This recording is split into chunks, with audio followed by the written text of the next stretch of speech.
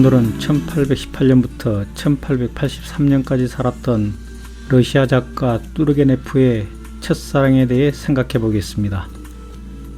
소설 속에서 16살 소년 페트로비치가 21살의 여인 지나이다를 처음 만나는 장면은 이러합니다. 내 얼굴을 좀 봐요. 왜 나를 보지 않지요? 나는 더욱 어쩔 줄 몰랐지만 그러나 눈을 들어 그녀를 보았다. 그녀는 살짝 웃고 있었는데 그 미소는 아까와는 달리 퍽이나 호의를 품은 것이었다.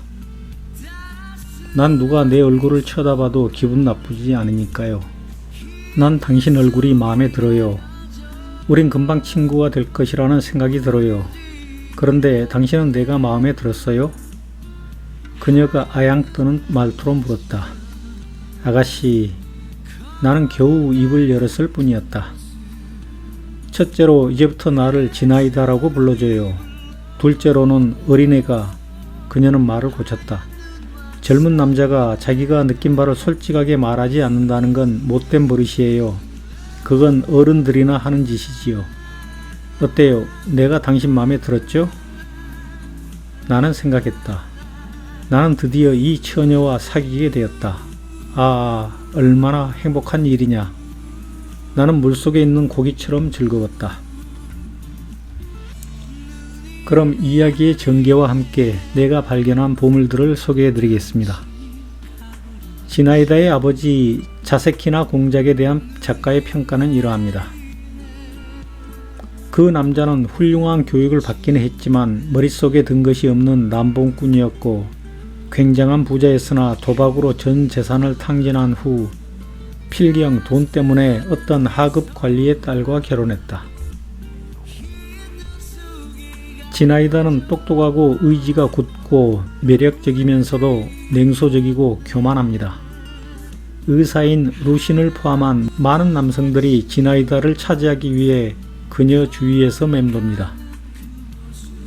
당신은 사치를 좋아합니까? 루신이 가로챘다. 사치란 아름다운 것이니까요. 나는 아름다운 것이면 무엇이든지 다 좋아요. 그녀는 대꾸했다.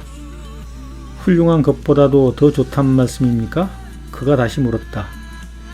어쩐지 빈정대느라고 묻는 말 같군요. 그런 건 난 모르겠어요. 모두들 여왕을 에워싸고 제각기 있는 지혜를 다 짜내서 여왕의 마음에 들려고 말재주를 부립니다. 그럼 여왕은 아첨을 좋아하는군요. 루신이 물었다. 참 심술궂은 양반도 다 있어. 번번이 남의 말을 가로채고 그야 비위를 맞춰주는데 싫다고 할 사람이 어디 있겠어요? 자유라. 아버지가 입을 열었다. 너는 무엇이 인간에게 자유를 주는지 알고 있느냐? 무엇이지요? 의지야. 자기 자신의 의지란 말야. 이것은 자유보다도 귀중한 권력을 인간에게 주지. 자기가 하고 싶은 짓을 할 수 있다면 자유로운 몸이 될 수도 있을 것이고 또 명령을 내릴 수도 있게 되거든. 아버지는 무엇보다도 먼저 삶을 향락하려 했다. 그리고 실제로 삶을 향락했다. 지나이다는 내가 자기를 연모한다는 것을 곧 알아차렸고 나도 그것을 숨기려 하지 않았다. 그녀는 나의 연정을 재밌게 생각하여 나를 희롱하기도 하고 달래기도 하고 또 괴롭히기도 했다. 자기가 딴 사람에게 최대의 환희와 깊은 비애의 유일한 원천이 되고 아무런 책임도 지지 않는 절대적인 힘을 부릴 수 있다는 것은 상쾌한 일일 것이다. 나는 지나이다의 손 안에 든 말랑말랑한 납과 같은 존재였다. 나는 애정이란 걸 모르는 몹쓸 계집이에요.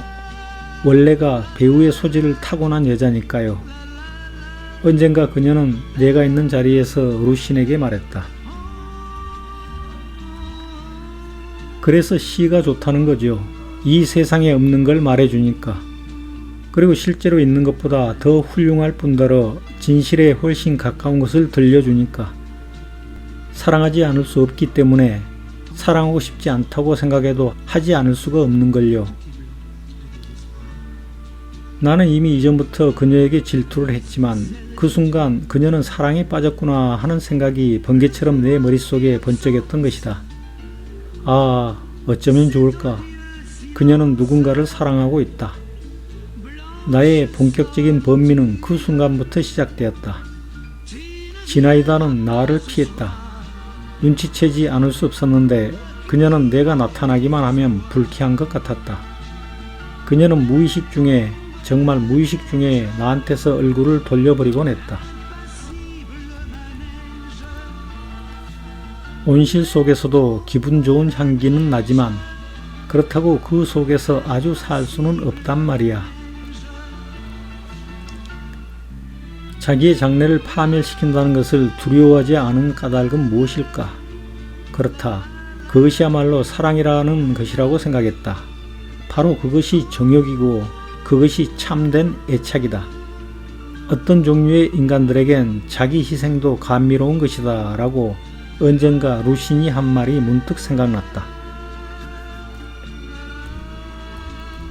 소녀는 우연히 그의 연적이 바로 자신의 아버지였음을 목격합니다. 무슨 일인지 아버지가 지나이다의 팔을 채찍으로 때렸고 지나이다는 꿈틀하고 몸을 떨고는 말없이 아버지를 쳐다보고 나서 팔을 조용히 입으로 가져가서 뻘겋게 된 채찍 자국에 입을 맞추었다. 그것이 사랑인가 보다. 그것이 정욕이라는 것이다. 어떤 사람한테도 비록 자기가 사랑하는 사람한테라도 그렇게 얻어맞으면 분개하지 않을 수 없을 것 같은데 그러나 사랑에 빠지면 그럴 수도 있을 거야. 지나이다와 아버지가 연인 사이라는 것을 알게 된 2달 후에 소녀는 대학에 들어갔고 그 후 반년이 지나 소년의 아버지는 편지 한 통을 받고 몹시 흥분하더니 쓰러졌고 아래와 같은 편지를 소년에게 남기고 죽습니다. 내 아들아, 여자의 사랑을 두려워하라. 그 행복, 그 독을 두려워하라. 그 후 지나이다는 다른 남자와 결혼했고 아이를 낳다가 죽습니다. 무심한 사람의 입으로 나는 들었노라 죽었다는 소식을, 그리고 나도 역시 무심히 그 말에 귀를 기울였노라. 오 청춘이여, 그대는 아무 것에도 구속을 받지 않는다.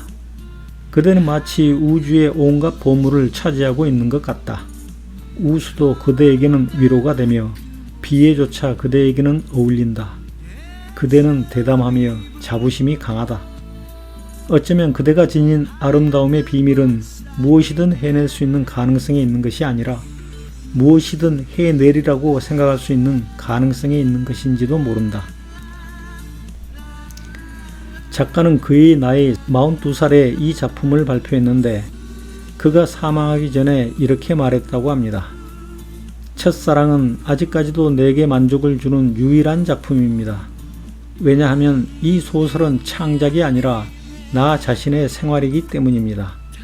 이것은 나의 과거입니다. 뚜르게네프는 자신이 아니라 유부남과의 사랑을 선택했던 그의 첫사랑을 평생 잊지 못했나 봅니다. 그 여인을 죽을 때까지 숭배했었나 봅니다. 하지만 나는 사치와 허영심 많고 배우 기질이 있는 지나이다 같은 여자를 좋아하지 않습니다. 젊었을 때 나에게도 첫사랑이 있었습니다. 그래서 이 소설을 읽는 동안 계속 나의 첫사랑과 비교하곤 했습니다. 그리고 내가 뚜르게네프보다 훨씬 더 훌륭하고 매력적인 여인을 사랑했었음을 알게 되었습니다. 감사합니다.